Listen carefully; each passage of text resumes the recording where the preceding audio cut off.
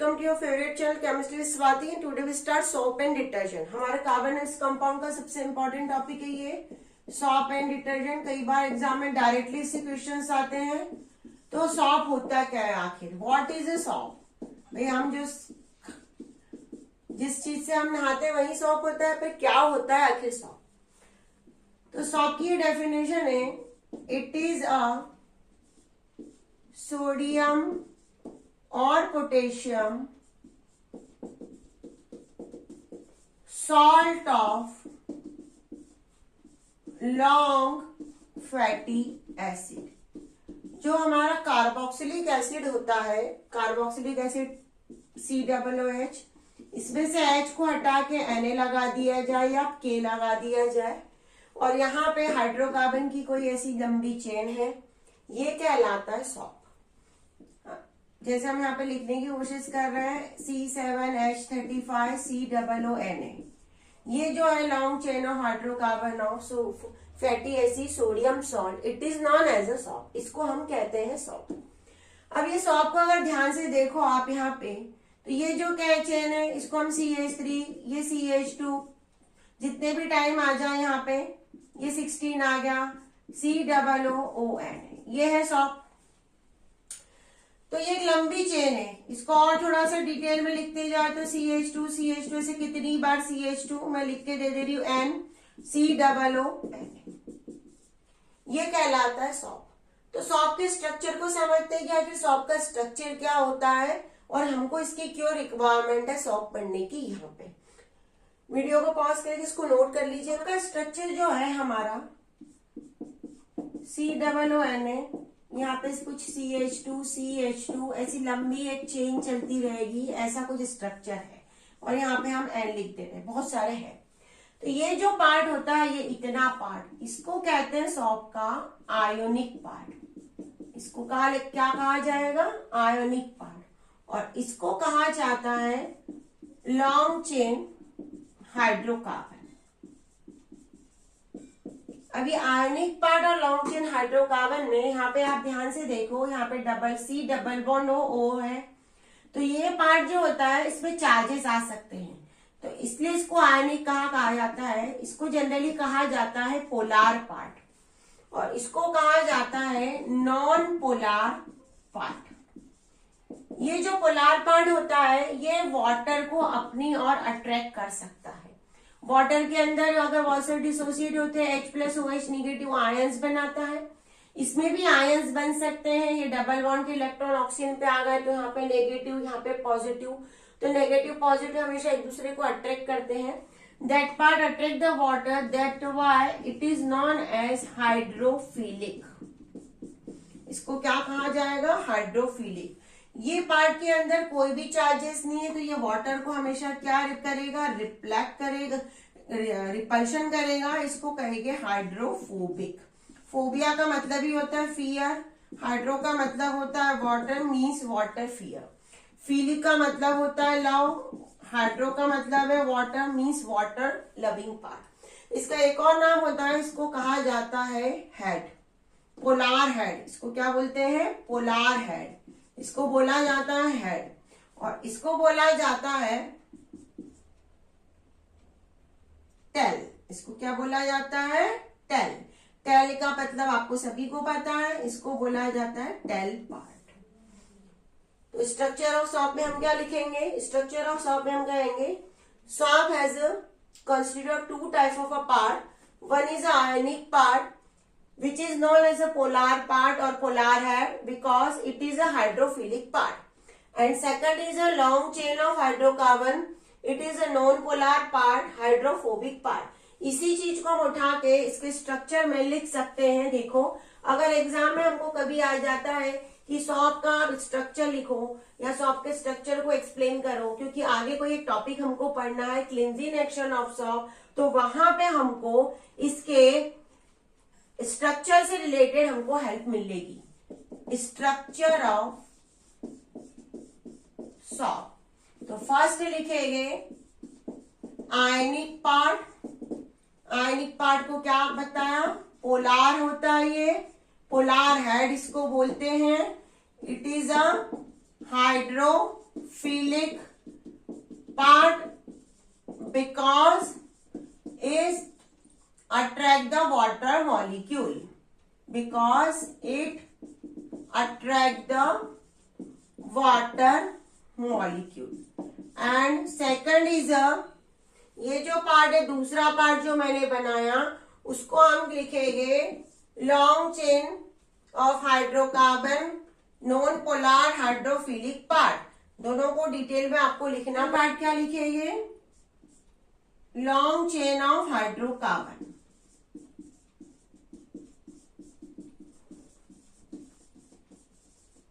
और इसको क्या कहेंगे? इसको कहेंगे non polar tail. It is a hydrophilic. ये क्या कहेगा? पक्का नहीं, हाइड्रोफोबिक। फोबिक का मतलब है fear. It is a hydrophobic part. That is a structure of shop. ये सॉप का स्ट्रक्चर हो गया। अब जनरली आप लोगों ने देखा होगा, जब हम जनरली हम साबुन का यूज सिर्फ ओनली नहाने के लिए यूज करते हैं, for only showers, not for only cleansing ना वाटर क्लोथ। क्यों हम साबुन का यूज कपड़े धोने के लिए नहीं करते? ऐसा क्या रीजन होता है कि साबुन का कपड़े धोने में यूज नहीं किया जाता? इसका रीजन है कि जो हार्ड वाटर होता है वो हार्ड वाटर के अंदर कुछ इम्प्योरिटीज होती है। हार्ड वाटर के अंदर कैल्शियम और मैग्नीशियम की इम्प्योरिटीज होती है।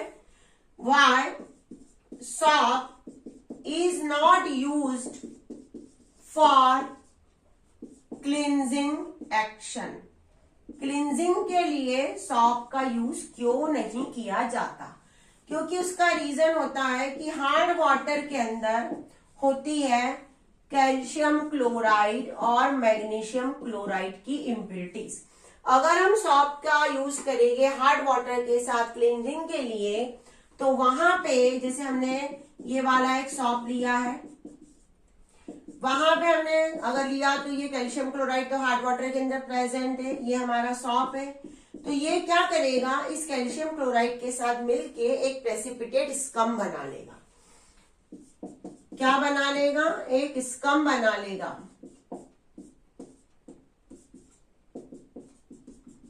ये कहलाता है स्कम। जनरली इसको हम लिख लेते हैं सॉल्ट। तो हमारा सॉप क्या हो गया? वेस्ट हो गया। अगर कैल्शियम की जगह मैग्नीशियम क्लोराइड की इम्प्योरिटीज आ गई तो भी यही होने वाला है। तो बहुत सारा सॉप हमारा वेस्ट हो जाएगा। हमारा जो पर्पस था क्लींजिंग करने का, वो पर्पस पूरा नहीं हो पाएगा।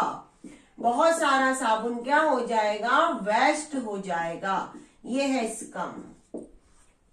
स्कम की प्रेसिपिटेट मिल जाएगा तो सॉप हमारा वेस्ट होगा। Soap is wasted by the formation of scum. So that's why water soap is not use for cleansing action. इसलिए सॉप का यूज क्लींजिंग एक्शन में हम नहीं कर सकते। Soap is wasted for because scum is formed and soap is wasted। अब ये जो स्कम बना है, ये स्कम क्या होगा? ये स्कम का नेचर होता है स्टिकी। क्या होता है? इस स्कम का नेचर स्टिकी होता है। तो ये कपड़ों के साथ क्या हो जाएगा? कपड़ों के साथ ये हो जाएगा, चिपक जाएगा। जो हमारे प्रेसिपिटेट, उसको हम लोग प्रेसिपिटेट भी कह सकते हैं। स्कम को हम कह सकते हैं प्रेसिपिटेट। तो ये प्रेसिपिटेट क्या हो जाएगा? It is stuck with the cloth. तो हमारी जो क्लोथ की जो क्लींजिंग प्रॉपर्टी है वो जल्दी हो नहीं पाएगी क्योंकि वहां पे चिपका हुआ है कुछ। तो it's create a problem for cleansing. It is create problem for cleansing. Cleansing के लिए प्रॉब्लम हो जाएगी। कपड़ों में कुछ चिपका हुआ है तो कपड़े जल्दी साफ नहीं हो पाएंगे। हमारा पर्पस था कपड़े को साफ करना, इसलिए हम चाहते थे हम साबुन का यूज कर ले। तो पहली कंडीशन तो ये बनी कि साबुन ने क्या किया? हार्ड वाटर के अंदर कुछ इम्प्योरिटीज थी कैल्शियम क्लोराइड और मैग्नीशियम क्लोराइड की, उसके साथ मिलके बना लिया स्कम। तो बहुत सारा साबुन तो वेस्ट हो गया। ये जो स्कम होता है ये प्रेसिपिटेट के वे में होता है। ये प्रेसिपिटेट क्या हो जाएगा? कपड़ों से जाके चिपक जाएगा तो हमारी क्लींजिंग में और प्रॉब्लम हो जाएगी। तो फिर इसलिए हम क्या करते हैं? हम डिटर्जेंट का यूज करते हैं। हमारे घर में तो बहुत अलग अलग टाइप के डिटर्जेंट होते हैं, आप लोगों ने देखा होगा। तो भाई डिटर्जेंट में क्या होता है कि डिटर्जेंट के साथ हम क्यों यूज करते हैं? डिटर्जेंट जो होता है उसका थोड़ा सा स्ट्रक्चर अलग होता है। जो साबुन का स्ट्रक्चर है, सॉप का स्ट्रक्चर, उसमें हम फैटी एसिड लेते हैं, और जो डिटर्जेंट होता है वहां पे हम फैटी एसिड ना लेके हम वहां पे लेते हैं सल्फोनेट। कैसे? देखो यहाँ पे जो हमारा इसका स्ट्रक्चर होता है वो कुछ इस टाइप का होता है।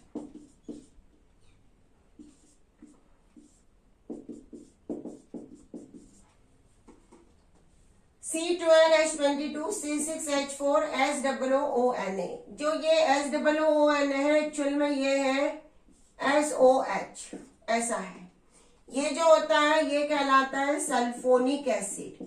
तो सल्फोनिक एसिड का हाइड्रोजन हटा के Na आ गया और ये बेंजीन रिंग से अटैच हो गया। बेंजीन रिंग में और एक चेन बन गई। कार्बन कितने हैं वहां पे? 12 कार्बन की चेन बन गई। ये कहलाता है हमारा detergent. That is a detergent. Detergent का स्ट्रक्चर ये है हमारा। तो इसको हम क्या लिखेंगे? It is a long chain of hydrocarbon of sulphonate या sodium salt of chain of sulphonate. दोनों डेफिनेशन लिख सकते हैं। स्ट्रक्चर पहले मैंने आपको एक्सप्लेन कर दिया। SOONA जो है वो सल्फोनिक एसिड से बना है।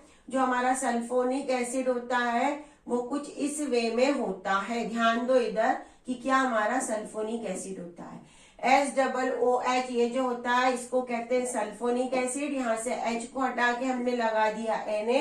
इस सल्फोनिक एसिड को हमने अटैच करवा दिया बेंजीन रिंग से और बेंजीन रिंग को हाइड्रोकार्बन से। तो ये बना पूरा डिटर्जेंट। डिटर्जेंट की जो डेफिनेशन है उस डेफिनेशन को कुछ इस तरह से लिखेंगे। It is a long chain of sodium salt of sulfonate। अब इसमें भी आयनिक पार्ट यस रहेगा। ये जो पार्ट है ये क्या कहलाएगा? आयनिक कहलाएगा। और ये क्या कहलाएगा? Long chain hydrocarbon. अब इसमें और उसमें क्या ऐसा डिफरेंस है कि डिटर्जेंट का यूज किया जा सकता है और सॉप का यूज नहीं किया जा सकता। तो डिटर्जेंट और सॉप में बेसिक स्ट्रक्चर ये होता है बेटा। वीडियो को पॉज करके आप नोट करते रहना। ये कई बार डायरेक्टली क्वेश्चन इस टॉपिक से रिलेटेड, सॉप क्या होता है, डिटर्जेंट क्या होता है, सॉप और डिटर्जेंट में डिफरेंस क्या है, ऐसे तीनों क्वेश्चंस बन सकते हैं। तो सॉप और डिटर्जेंट में क्या डिफरेंस है जरा देखो इधर। सी सॉप होता है long chain of fatty acid. ये होता है फैटी एसिड की चेन। It is a long chain of sulphonate. ये सल्फोनेट की चेन। सबसे पहला डिफरेंट तो ये है। जो डिटर्जेंट होता है उसका यूज क्या कर सकते हैं? उसका यूज ये क्या बना लेता है? स्कम बनाता है विथ हार्ड वाटर। ये हार्ड वाटर के साथ क्या कर सकता है? स्कम बनाता है। ये नहीं बनाता। It does not form any scum. अगर स्कम नहीं बनाएगा तो हम इसको हार्ड वाटर में यूज कर सकते हैं। ऑफ कोर्स यूज कर सकते हैं। स्कम की SCUM स्कम। अब इसके बाद ये पॉल्यूशन क्रिएट करता है। It create a pollution. It does not create any pollution. ये पॉल्यूशन तो नहीं क्रिएट कर सकता। ये जो होता है ये नॉन बायोडिग्रेडेबल होता है। ये एनवायरमेंट में रहता सकता है, जल्दी बायोडिग्रेडेशन नहीं होता इसका। It is a non biodegradable. It is a biodegradable. इसका बायोडिग्रेडेशन बहुत जल्दी हो सकता है। ये कुछ डिफरेंस है। 3 क्वेश्चन आ सकते हैं। What is this? Write down the structure of soap. Second, why soap is not used in a hard water. Third, write down the difference between soap and detergent. सबसे important.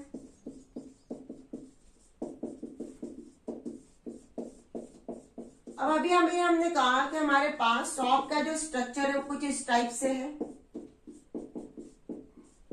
या detergent का जो structure है, हम detergent की बात करते तो ज्यादा बेटर रहेगा आपको। ये कुछ हमारा ऐसा स्ट्रक्चर है। ये पार्ट है लॉन्ग चेन ऑफ हाइड्रोकार्बन, ये पार्ट है आयोनिक। तो जब हम डिटर्जेंट को पानी के अंदर डाल देते हैं, आपने देखा होगा हम पानी के अंदर डिटर्जेंट को डालते हैं ऐसा, तो आपको क्या दिखता है? हमको एक झाग दिखता है, सभी को दिखता है झाग। तो क्या होता है, ये झाग कैसे प्रोसेस होती है ध्यान दो। जो साबुन वाला जो हमारा, हम जैसे डिटर्जेंट को डालते हैं पानी के अंदर, तो क्या होता है, ये जो सॉप होता है, डिटर्जेंट होता है, ये कुछ इस वे में अपने आप को अरेंज कर लेता है, एक क्लस्टर के वे में अरेंजमेंट दिखता है, जिसको हम कहते हैं झाग।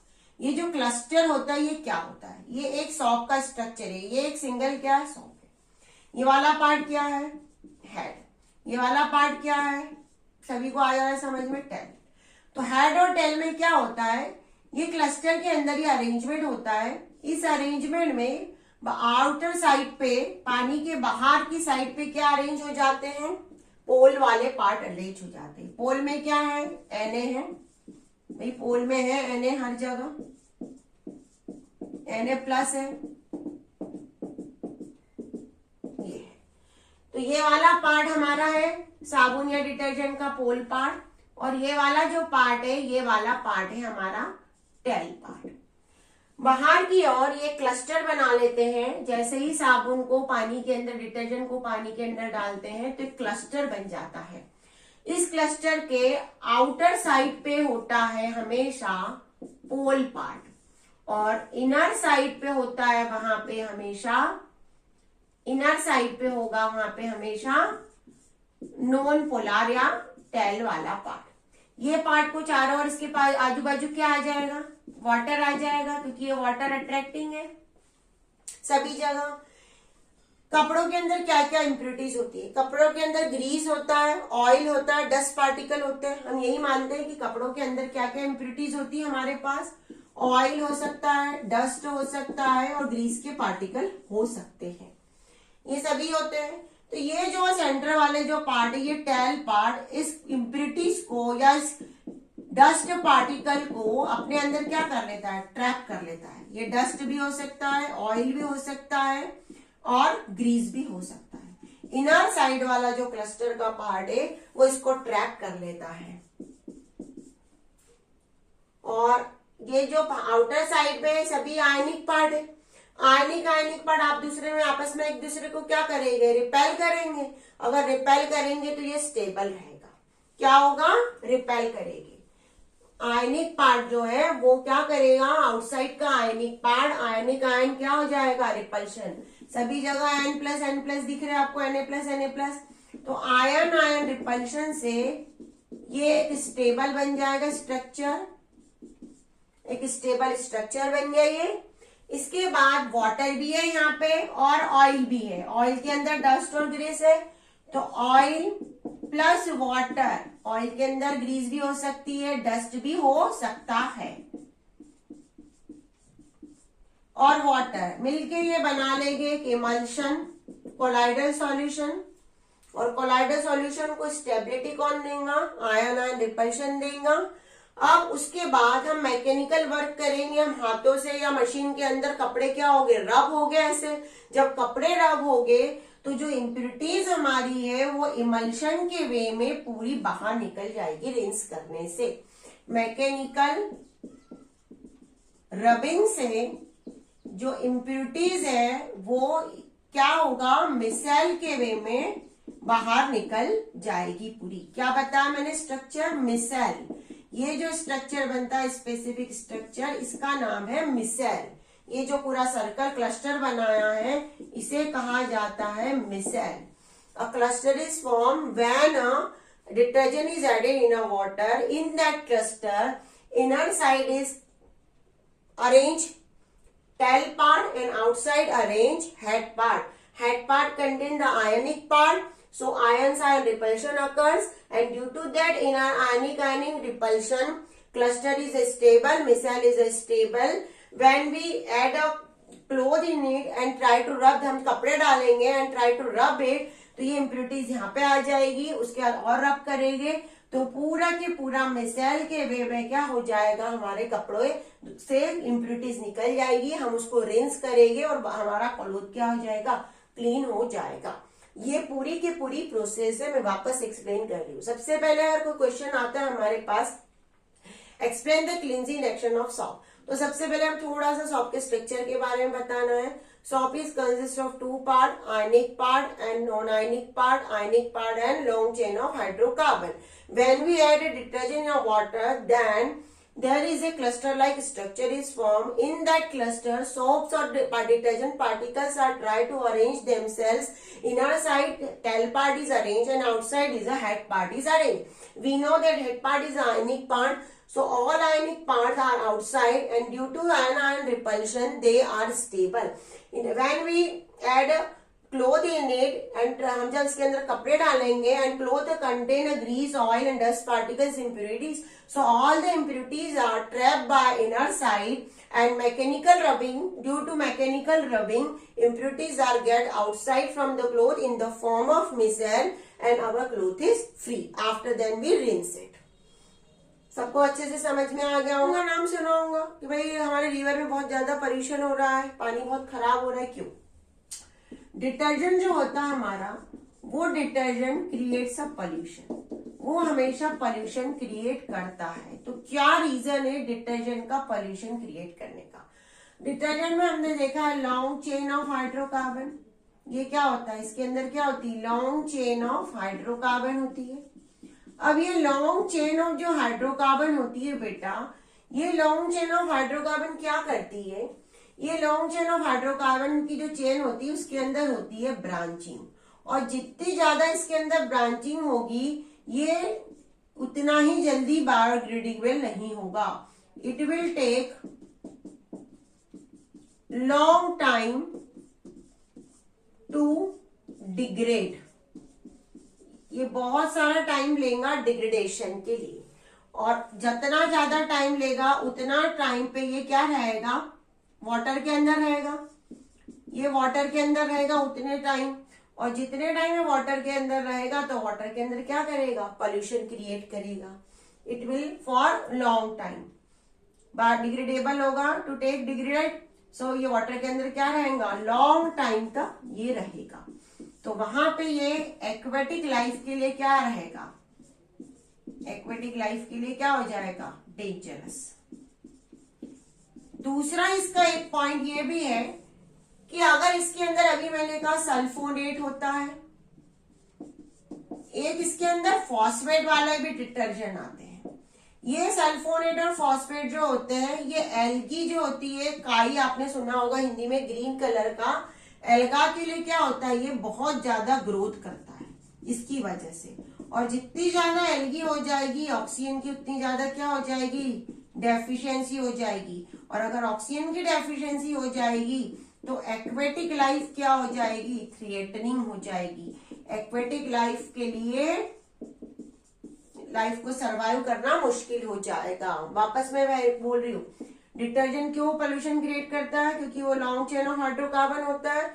जो हाइड्रोकार्बन की जो चेन होती है उसमें बहुत ज्यादा ब्रांचिंग होती है, और जितनी ज्यादा ब्रांचिंग होती है उतना ज्यादा ये टाइम लेती है डिग्रेड होने के लिए, और जितना ज्यादा टाइम लेगी मतलब उतने टाइम के लिए वाटर में रहेंगे तो वहां पे पोल्यूशन क्रिएट करेंगे एक्वेटिक लाइफ के लिए। दूसरा ये पॉइंट है कि इनके अंदर क्या होता है, डिटर्जेंट जो होते हैं उनके अंदर होता है सल्फोनेट या फॉस्फेट। अगर इनके अंदर सल्फोनेट और फॉस्फेट है तो ये एल्गी की ग्रोथ बहुत ज्यादा करते हैं, और एल्गी की ग्रोथ ज्यादा होगी तो ये एल्गी क्या होगा? जो हमारा पानी है, पानी के अंदर जो ऑक्सीजन है उसी ऑक्सीजन का यूज करेगी, और अगर उसी ऑक्सीजन का यूज करेगी तो एक्वेटिक लाइफ क्या हो जाएगी? थ्रेटनिंग हो जाएगी। That is why detergent creates a lots of pollution.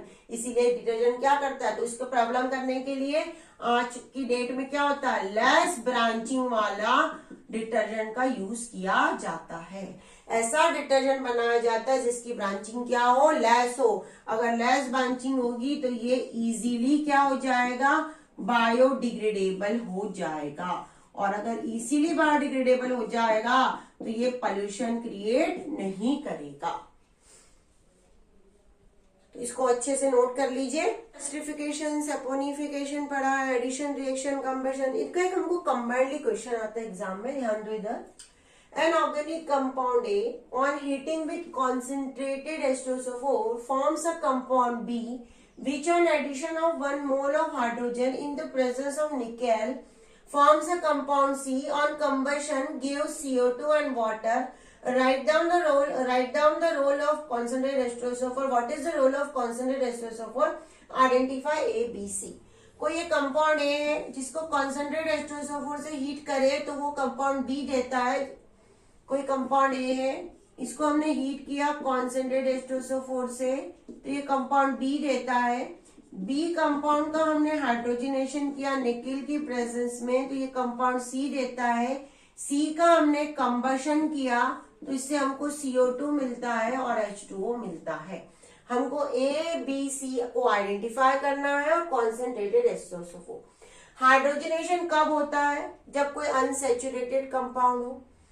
यहाँ पे कोई अनसेचुरेटेड कंपाउंड होना चाहिए। ये एक सेचुरेटेड कंपाउंड है और ए से बी क्या बना है और हमको यहाँ पे फाइंड आउट करना है कि कोई कंपाउंड ए क्या है। तो बेटा जो हमारा ए होगा उसका चांस है C2H5OH, क्योंकि C2H5OH को अगर हम हीट करते हैं तो CH2 डबल बॉन्ड CH2 बनता है और वाटर निकलता है। इथेनॉल की जो रिएक्शंस है हमारे वीडियो में देखिए आप, ये रिएक्शन इथेनॉल करके टॉपिक मैंने पढ़ाया, उसमें लिखा है कॉन्सेंट्रेटेड H2SO4 के साथ इसको हीट करो तो ये इथीन देता है। तो बी होगा हमारा इथीन, ए होगा हमारा C2H5OH। जब इथीन का हम हाइड्रोजनेशन करेंगे तो हमको मिलेगा C2H6 और अगर हम C2H6 का कंबशन करेंगे तो यहाँ पे 2 मोल हमको कार्बन डाइऑक्साइड मिलेगी और 3 मोल हमको वाटर मिलेगी। यहाँ पे हमको कुछ कंक्लूजन उन्होंने दिया होना चाहिए, गिव्स 2 मोल ऑफ CO2 ऐसा दिया रहेगा एंड 1 मोल ऑफ वाटर, तो 3 मोल ऑफ वाटर। तो आपको और इजी हो जाएगा, मैंने ऐड कर दिया क्वेश्चन में। 2 मोल मतलब 2 CO2 3 H2O मतलब 2 कार्बन वाला ही कंपाउंड होगा और 6 हाइड्रोजन वाला ही होगा, तो मतलब यहाँ पे C2H6 आना चाहिए। C2H6 को आने के लिए यहाँ पे हाइड्रोजनेशन करने के लिए हमको इथीन होना चाहिए। इथीन कहाँ से बनेगा? हम अगर इथेनॉल को हीट करेंगे। अब ये कॉन्सेंट्रेटेड H2SO4 का रोल क्या होगा? कॉन्सेंट्रेटेड H2SO4 का रोल क्या होगा? It is a dehydrating agent. ये एक डिहाइड्रेटिंग एजेंट का काम करता है जो रिएक्शन से वाटर को रिमूव करता है। इसमें 3 मोल और जो 2 मोल है उसी से पूरी कहानी हमारी हुई है। 2 मोल हमको कंबशन से मिले, मतलब यहाँ पे 2 कोई कार्बन वाला ऐसा कार्बन चाहिए जिसके 2 कार्बन, 3 मोल 6 मोल हाइड्रोजन है, मतलब यहाँ पे 6 होगा। अब C2H6 को हाइड्रोजनेशन से बनाना है तो वो भी 1 ही मोल हाइड्रोजन लेना है। हमको दिया 1 मोल हाइड्रोजन, तो मतलब CH2 डबल बॉन्ड CH2 होना चाहिए। CH2 डबल बॉन्ड CH2 को क्या लिख सकते हैं हम? CH2 डबल बॉन्ड CH2 मतलब C2H4। C2H4 में ही H2 मिलाएंगे तो ही C2H6 बनेगा, तो CH2 डबल बॉन्ड CH2 यानी ये कहाँ से आएगा? जब हम C2H5OH को हीट करेंगे कंसेंट्रेटेड H2SO4 की प्रेजेंस। बहुत आते हैं एग्जाम में, तो आपको और कन्वर्जन वाले क्वेश्चन में मैंने देखा है कि बहुत से स्टूडेंट सिर्फ कन्वर्जन वाले क्वेश्चंस को पढ़ के ही बहुत घबरा जाते, कॉन्फिडेंस लूज हो जाता है। हमको बिल्कुल कॉन्फिडेंस लूज नहीं करना। एक कंपाउंड सी, कोई एक कंपाउंड है सी जिसका मॉलिक्यूलर फॉर्मूला C2H4O2 है, ये हमारा कोई सी है। अब C2H4 में 2 कार्बन है और 2 ऑक्सीजन है, तो ऑब्वियसली कार्बोक्सिलिक एसिड होना चाहिए। तो हम कार्बोक्सिलिक एसिड ऐसा कौन सा एसिड बना सकते हैं जिसमें 2 कार्बन हो? CH3COOH बन गया। देखो 2 कार्बन है, 2 ऑक्सीजन है, 4 हाइड्रोजन है। ये हमारे पहली प्रॉब्लम खत्म होगी। रिएक्ट विथ सोडियम मेटल, इसने किसी सोडियम मेटल से रिएक्शन की, Na लिख दिया हमने यहाँ पे plus Na, to form a compound B and evolve a gas which burns with a pop sound. जो पॉप साउंड से बर्न करती है, मतलब सब कुछ आपको पता है हाइड्रोजन ही होती है जो पॉप साउंड से है। यहाँ पे हमने रिएक्शन करवाई तो क्या बनेगा? CH3COONA और ये बन गया, ये कंपाउंड क्या बना हमारा? B, ये बन गया B compound. Compound C on treatment with alcohol A in the presence of an acid forms a sweet smelling compound X। ये किसी अल्कोहल से रिएक्शन करता है और कोई स्वीट स्मेलिंग कंपाउंड बनाता है। पता है हमको, जैसे ही स्वीट स्मेलिंग कंपाउंड आता है मतलब आपके दिमाग में आ जाना चाहिए कि एस्टर बन रहा है। CH3 COO C2H5 एस्टर सभी ने पढ़ के रखा हुआ है। ये है हमारा एस्टर, बन गया ये हमारा एस्टर। ये था कंपाउंड C, इसने किसी अल्कोहल से रिएक्शन किया A से और एस्टर बना दिया जो स्वीट स्मेलिंग कंपाउंड है। ये है हमारा ester S। On addition of NaOH with C, it also gives Rn and water, identify ABCs। On addition of C क्या है हमारा, ये क्या कह रहा है, C की किसके साथ रिएक्शन करवानी है हमको, NaOH के साथ। इसके साथ NaOH के साथ रिएक्शन करवा दो तो क्या क्या बनेगा, CH3 COO बनेगा और वाटर बन सकता है। ये बन गया। हमको आइडेंटिफाई करना है, इट गिव्स Rn वाटर, ये हमारा R है, B होगा, याद नहीं होगा, B वापस हमको मिलेगा। एंड वाटर बना तो आइडेंटिफाई करो ए बी सी एस को। ए हमारा क्या है, ये ए है। बी क्या बना, ये है। सी क्या है हमारा, ये है। और एस क्या बना, एस्टर। अब उसमें अगर किसी ने हमको पूछा कि ये कौन सी रिएक्शन है तो आपको पता है इस रिएक्शन का नाम क्या है, एक्सटिफिकेशन रिएक्शन है। अगर किसी ने पूछा कि कॉन्सेंट्रेट एस्ट्रोसोफर का यूज किया है तो ये डिहाइड्रेटिंग एजेंट है। अगर किसी ने हमको यहाँ पे और एक क्वेश्चन दे दिया उठा के कि अगर हमने इसकी CH3 COO C2H5 की अगर हमने किसी NaOH से रिएक्शन करवा दी तो क्या बनेगा। इसकी अगर हम NaOH से रिएक्शन करवा दें तो CH3 COO प्लस C2H5OH बनेगा। ये क्या कहलाएगा, सॉप कहलाएगा। और इस रिएक्शन का नाम क्या होगा, इस रिएक्शन का नाम होगा सेपोनिफिकेशन। मैंने क्वेश्चन को और बढ़ा दिया है कि आपको हर तरह के क्वेश्चन आ जाए एग्जाम में। तो इस क्वेश्चन को बहुत अच्छे से समझ लिए। सबसे पहले हमने कैसे आइडेंटिफाई किया, 2 कार्बन और 2 ऑक्सीजन मतलब एसिड। एसिड की सोडियम मेटल से रिएक्शन करवाओ तो पॉप्सान हाइड्रोजन ही देता है और CH3 COO बनता है। अब वो कह रहा है कि इस एसिड की किसी अल्कोहल से रिएक्शन करवाओ, हमको नहीं पता अल्कोहल कौन सा है, एस्टर बनेगा। जैसे हमने एस्टर दिमाग में रहा है मतलब समझ में आ गया C2H5OH है। इस रिएक्शन का नाम क्या हो सकता है, एस्टरिफिकेशन। किसकी प्रेजेंस में हो सकती है, कॉन्सेंट्रेट एस्ट्रोसोफर की प्रेजेंस में होती है। कॉन्सेंट्रेट एस्ट्रोसोफर का रोल पूछ लिया तो डिहाइड्रेटिंग एजेंट है। अब वो कह रहा है कि ऐसी एसिड की किसी बेस से रिएक्शन करवा लो तो क्या बनेगा, CH3 COO बनेगा और वाटर बन जाएगा। अगर क्वेश्चन को उन्होंने उठा के और कहा कि जो एस्टर है उसकी किसी अल्कली से रिएक्शन करवा दो, इसी को आगे कंटिन्यू कर सकते हैं हम कि suppose acid react with any alkali so what is do you obtain. तो इसको से मिलने से हमको क्या बना, सॉप मिला हमको। सॉप का नाम, रिएक्शन का नाम क्या होगा, सेपोनिफिकेशन। आपको बस उसी एस्टरिफिकेशन सेपोनिफिकेशन पूरी रिएक्शंस को कंबाइन करके कॉमन क्वेश्चन आ सकता है। कई बार how many covalent bonds are find out in that compound, how many covalent bonds are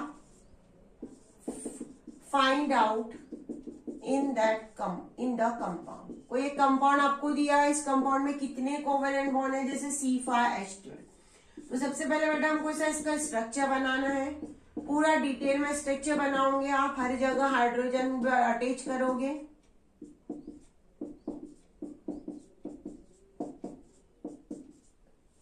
check कर लो कितने कार्बन है कितने हाइड्रोजन है, 1 2 3 4 5 यस 12, 1 2 3 4 5 6 7 8 9 10 11 12 के सही है। अब जितने बॉन्ड दिख रहे हैं सभी बॉन्ड को काउंट कर लो, 1 2 3 4 5 6 7 8 9 10 11 12 13 14 15 16। तो हमारे पास कितने आए यहाँ पे covalent bond, 16 covalent bond are present. ऐसे हमको कोई भी क्वेश्चन का आंसर एग्जाम में लिखना है, इस चैप्टर से रिलेटेड ऐसे क्वेश्चंस कई बार आते हैं पर हम सिर्फ घबरा जाते हैं, हम स्ट्रक्चर नहीं बनाते हैं, हम अंदाज से लिख देते हैं। तो आपको इसको अच्छे से करना है। उसके बाद कई बार सिंपली हमको कुछ क्वेश्चंस एग्जाम में आते हैं, वो क्वेश्चन भी हम कर नहीं पाते, हम वहां पे भी क्या हो जाते हैं, कॉन्फिडेंस हमारा लूज हो जा सकता है। जैसे CH3 CHO C2H5OH CH3 CO CH3 C3S7 COOH। ये हमको कोई कहा identify the functional group, identify the functional group in the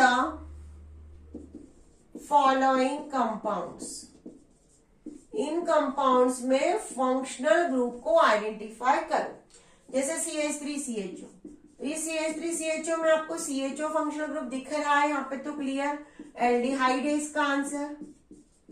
दूसरा है C2H5OH, OH जो होता है याद रखो क्या होता है, अल्कोहल होता है। CH3COCH3, ये CO जो होता है ये कीटोन होता है, हमेशा याद रखना। C3 ऐसा लिखते हैं कि समझ में आया, नहीं तो कोई मतलब नहीं हमको। C3H7COOH, COOH क्या होता है, कार्बोक्सिलिक ग्रुप। तो आपको सिर्फ इसमें ओनली फंक्शनल ग्रुप पहचानने थे, बहुत इजी क्वेश्चन है, इसको भी हम कर सकते हैं।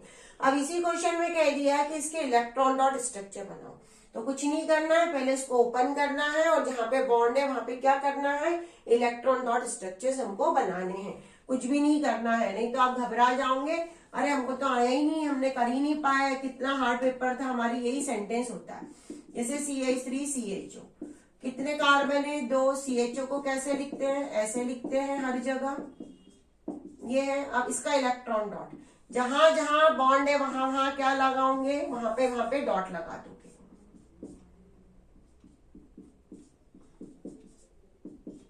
जहां जहां डॉट है वहां वहां हम क्या लगाएंगे, वहां वहां हम डॉट लगा देंगे। एक बॉन्ड की जगह कितने डॉट लगते हैं, 2 डॉट लगते हैं, हर जगह 2 डॉट लगा दो, बस ये ऐसे हमको बनाना है। ऑक्सीजन का 4 डॉट लगेंगे, यस, ये मैंने बनाया। अब C2H5OH का कैसा बनेगा, देखो घबराना नहीं बिल्कुल, पेपर में हमको पूरे हर तरह से हमको हर एक आंसर को सॉल्व करने की कोशिश करनी है। जैसे C2H5OH है हमारे पास, ये C2H5OH में कितने कार्बन है, 2, ये ऑक्सीजन ऐसा अटैच होता है, ये हाइड्रोजन इधर, ये इधर हाइड्रोजन, ये इधर हाइड्रोजन इधर है।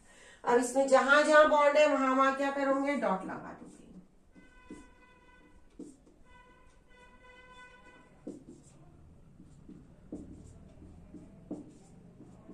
जहां जहां एक बॉन्ड है वहां वहां 2 डॉट लगेगी, बस आपको इतना याद रखना है और कुछ नहीं करना। अब CH3CO CH3 देखो इधर,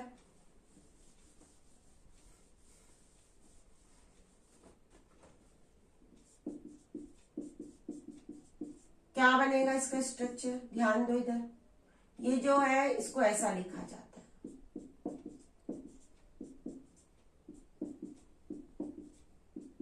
बस ये स्ट्रक्चर मेन स्ट्रक्चर आपको बनाते आ गया, तो आपको हर जगह डॉट लगाना है, एक बॉन्ड की जगह सिर्फ 2 डॉट लगाना है, याद रखना है। कितने कार्बन है, 3,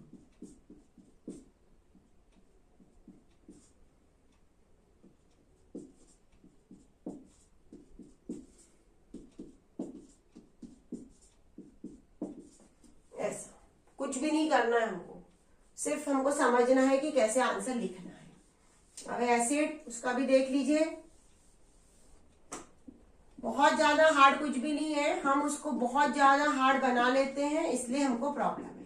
कितने कार्बन की चेन हो जाएगी, टोटल 4। COOH को कैसे लिखते हैं, इसको कुछ ऐसा लिखा जाता है,